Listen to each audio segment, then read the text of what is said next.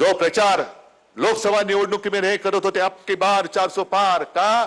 कारण त्यांना डॉक्टर बाबासाहेब आंबेडकरांनी लिहिलेली घटना बदलायची म्हणून त्यांना 400 पार करायचं होतं.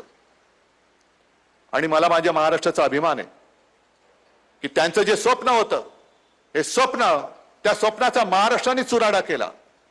त्यांच्या नाकावर टिचून महाविकास आघाडीचे 31 खासदार निवडून दिले आणि त्यांचे 400 पारचं स्वप्न, त्याचा साप, त्याच्या चिंधड्या उडून टाकल्या. मला माझ्या महाराष्ट्राचा अभिमान आहे. आणि मग त्याच्यानंतर त्यांनी जे आता विधेयक आणलं होतं, त्याला मुलामा काय दिला होता? महिला आरक्षण. रोज महिलांवरती अत्याचार होत आहेत. मुख्यमंत्री माझे हतबल आहेत, कारण वरनच त्यांची आवडून टाकलेले आहे की त्यांना हलताच येत नाहीये. आणि त्यांना कळलंय की आता त्यांची खुर्ची जाणार आहे, त्यांना सुद्धा अडगडीत फेकणार आहेत. स्वतः मुख्यमंत्री, गृहमंत्री आहेत, तरी रोज कुठे ना कुठेतरी महिलांवरती अत्याचार होत आहेत. अत्याचाराबद्दल कोणी बोलत नाहीये. पण महिला आरक्षण, महिला आरक्षण, अरे आजपासून द्या ना महिला आरक्षण.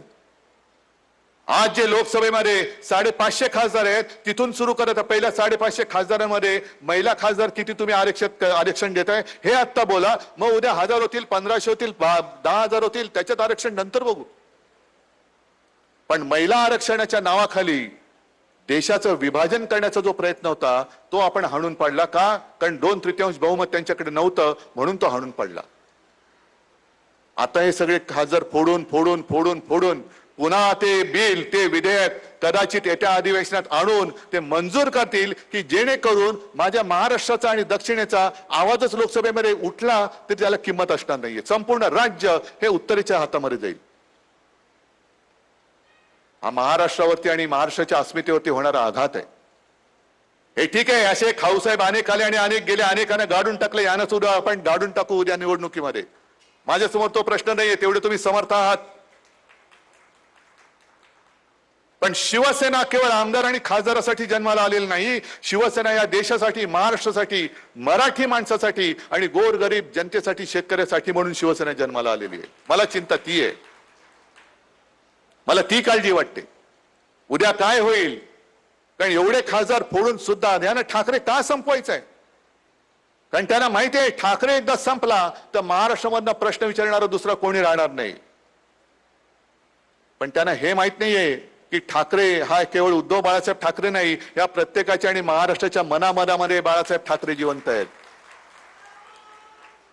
उद्धव ठाकरे ही व्यक्ती आहे, पण बाळासाहेब ठाकरे हा विचार आहे.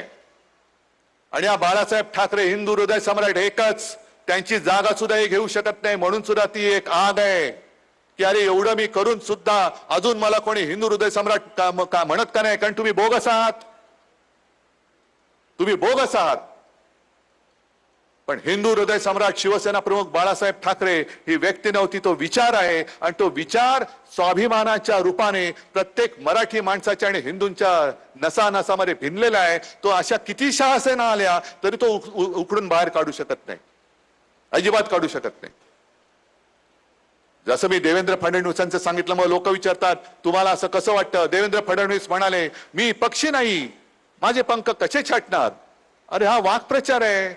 तुम्हाला मराठी येत नसेल तर विधानसभा अध्यक्षांकडनं मराठी शिका. ते तुम्हाला दर्दमय नाही तर काय दुर्दमय दर्दमय काहीतरी मराठी, त्यांना उच्चार येत नाही. आणि अध्यक्ष बसलेत आणि ते आमच्या पक्षाचा निर्णय देणार. काय कोणाकडनं अपेक्षा करायची? महाराष्ट्राच्या विधानसभेचा अध्यक्ष ज्याला मराठी नीट वाचता येत नाही, तो महाराष्ट्राचा कारभार करतोय, तो शिवसेनेच्या बाबतीत भवितव्याचा निर्णय देतोय आणि आम्ही गपगुमान त्या खुर्चीचा आदेश म्हणून मानतोय. ह्याच्यासारखं दुर्दैव दुसरं नाहीये. मुख्यमंत्र्यांना अजून ते कळलंय पण पचत नाहीये. आणि काही वेळेला असं होतं सहनही होत नाही आणि सांगता येत नाही, तशी मुख्यमंत्र्यांची परिस्थिती झाली. सहनच होत नाहीये पण करू काय? कारण स्वतःच्या ताकदीवरती मुख्यमंत्री नाही झाले, वरच्याच्या उपरवाली की मर्जी, उपरवाली की मेहरबानी.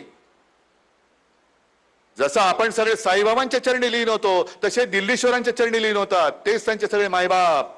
मायबाप जी हुजूर, जब तक आप कहोगे तब तक मैं बैठा रहूंगा, आप बोलेंगे उठ तो मैं उठूंगा, आप बोलेंगे लोळ तो मैं लोळूंगा. हे मुख्यमंत्र्यांचं दुःख आहे. करणार काय? पण आज एकाने आणखीन चांगला प्रश्न मला विचारला की शिवसेनेला पुनर्बांधणीची गरज आहे का? म्हटलं शिवसेनेला नाही, गरज आहे पुनर्बांधणीची जी भाजपला आहे. कारण आम्ही 25-30 वर्ष त्या भारतीय जनता पक्षाबरोबर होतो की ज्याला हिंदुत्व हे राष्ट्रीयत्व म्हणून मान्य होतं, ज्याला जसं इकडे माझा मुस्लिम मावळा तो बघा